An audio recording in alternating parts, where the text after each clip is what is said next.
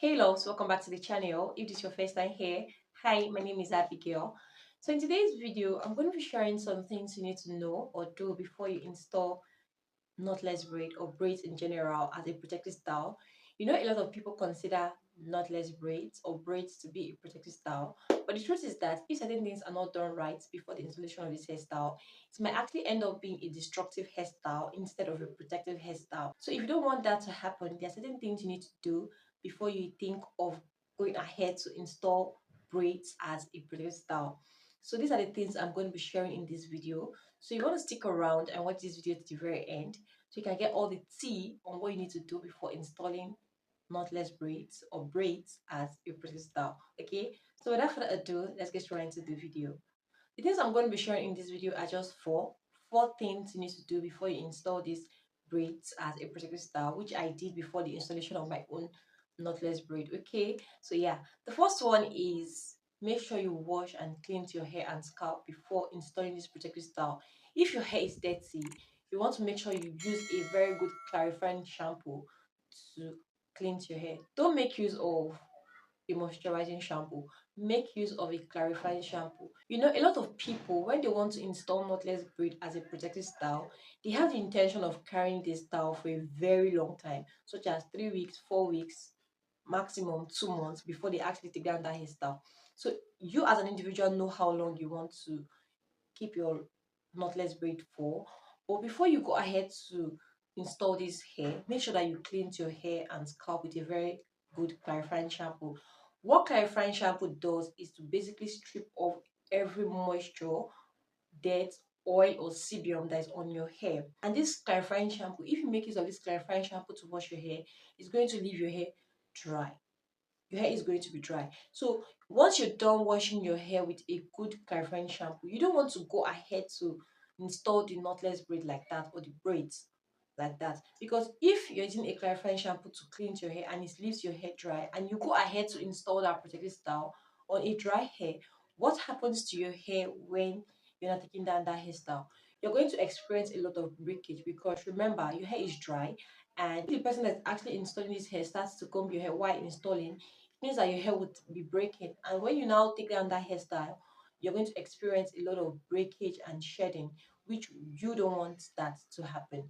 So the next step is the most important step that you need to do after clarifying your hair with a good shampoo, which is you basically infusing moisture back into your hair. And the way you can actually infuse moisture back into your hair is you deep conditioning. Deep conditioning is very important, it's very key when it comes to you installing a long-term protective style. The work of deep conditioning is to basically add moisture back to your hair, make your hair more manageable and soft. So if you are done clarifying your shampoo and you then go ahead to deep condition your hair, you're basically feeding your hair with the right nutrient that it needs. You're basically adding life back to your hair, because you cannot leave your hair at the state that it is when you were done shampooing your hair. So now you are reinfusing moisture back into your hair. That will make the hair more easier for you to work with, and it will be more easier for the stylist that is going to install this protective style for you. So deep conditioning is the next step you need to do after clarifying your hair with a shampoo. So the next thing you need to do after deep conditioning your hair is to moisturize your hair.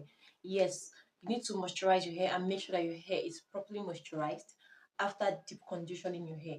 And why I said you should make sure that your hair is properly moisturized is because most of you don't know how to moisturize your knotless braid or your braids. When you're on this type of protective style, most of you don't moisturize your hair.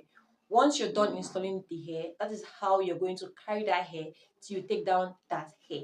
So most of you don't moisturize your knotless braids or braids, which is actually not a good thing.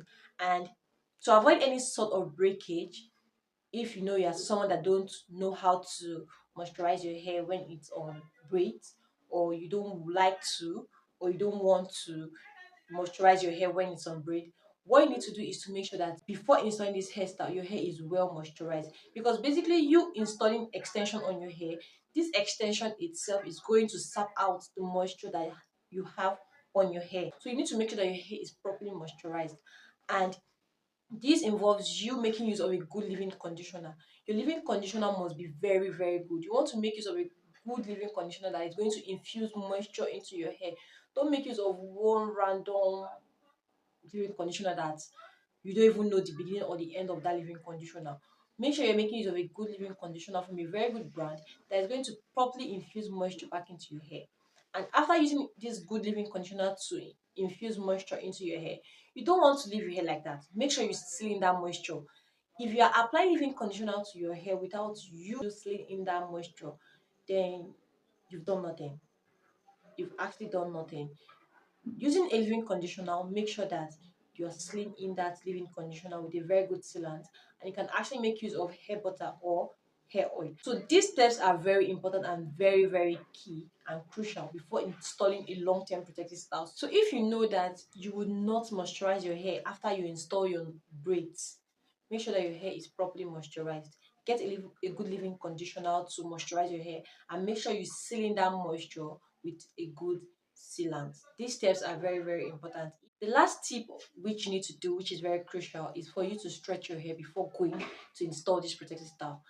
If you are going to a stylist that does not know how to properly handle natural hair, then it is best advised that you need to stretch your hair.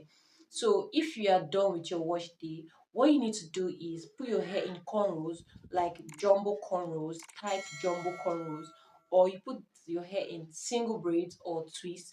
This would help elongate your hair and make your hair stretched before you go ahead to install this hairstyle, or else these stylists are going to damage your hair through combing, and you don't want that to happen.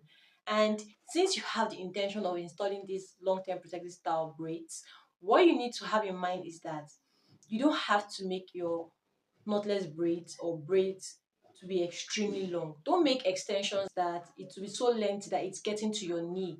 Once your hairstyles are getting to your knees, those are no longer protected style. Why? Because the weight of the extension is going to be pulling your hair strands. If your braids are extremely long, the weight is going to be pulling your hair. And once it's pulling your hair, once you take down that hairstyle, you're going to experience a lot of breakage and shedding. And if you're taking down a protective style that you've carried for a very long time, and you're taking down that hairstyle and you're experiencing a lot of breakage and shedding, have you been able to retain length? Would you successfully call that a protective style? No, it has basically damaged your hair because you're not able to retain length, and it has actually caused you more breakage. So to avoid that, make sure that the extensions that you're putting on your hair are not too long, that is going to cause more damage to your hair. That is one thing you need to bear in mind. So these are the things you need to do before you go ahead to install a protective style. I hope you've been able to learn one or two from this video. If you did enjoy this video and you learned one or two, do well to give this video a very big thumbs up, leave a comment down below, and share this video. If you got this far and you haven't subscribed, kindly hit the subscribe button to join the family. Okay, see you in my next video. Bye.